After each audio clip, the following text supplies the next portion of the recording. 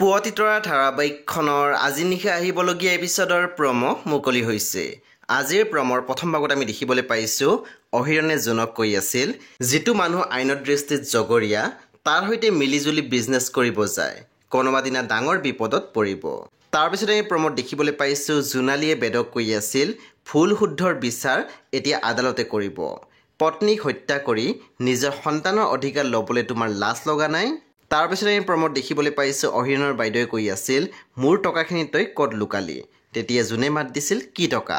পুনৰ বাইদেৱে কৈছিল এতিয়া নজনাৰ ভাও ধৰিব নাহিবি, মোৰ টকাখিনি আৰু সোণৰ চেইনডাল তয়ে চুৰ কৰিছ।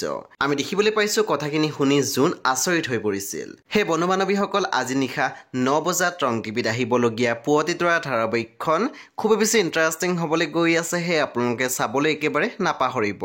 পৰৱৰ্তী আপডেটৰ বাবে আপোনালোকে মোৰ চেনেলটো ছাবস্ক্ৰাইব কৰি কাষত থকা বেল আইকনত টিপি দিবলৈ একেবাৰে নাপাহৰিব আৰু প্লিজ আপোনালোকে মোৰ ভিডিঅ' এটা লাইক কৰি দিব।